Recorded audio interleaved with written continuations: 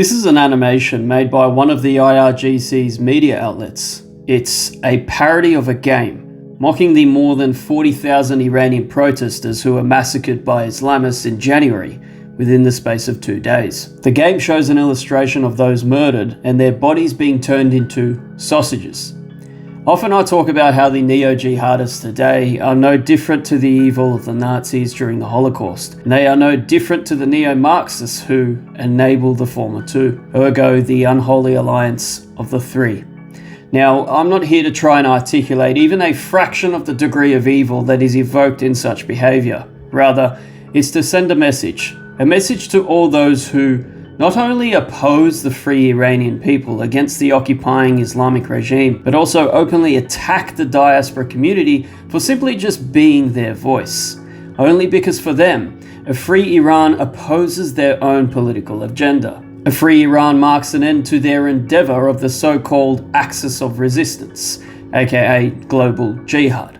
The Iranian people for these cowards are nothing more than political leverage in order to propagate their hatred of the only Jewish state in the world. So my message is this: in spite of you dismissing the entirety of the 47 years of Islamic occupation, mass murder, gender apartheid, ethnic and religious persecution and oppression, Islamic colonialism, dissemination of their ideological subversion and terrorism throughout the West, actual imperialism, and yes, actual genocide, you instead lecture us Iranians on how we should topple the regime and get the job done ourselves. Well, let me tell you something. Something huge is brewing right now, and very soon you will witness one by one each and every single one of these cockroaches being taken down by the Iranian people themselves. How am I so confident in this?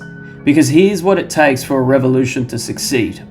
Combining the external pressure that is currently taking hold alongside the very probable kinetic military reinforcements very soon, alongside the ongoing internal regime implosions and infighting, alongside, most importantly, the immortal guards of Iran assembling and preparing for the final blow underground once the Crown Prince has made the final call. And once that happens, and you witness these parasites, aka your allies that you don't want to admit because you're too much of a coward, being eliminated one by one and taken into the hands of the Iranian people themselves, only then will you be reminded why Iran is eternal and why Iranians have always triumphed amid darkness. From Alexander to the Romans to the Mongols to the Islamists and everyone else under the sun who has attempted our downfall but never succeeded.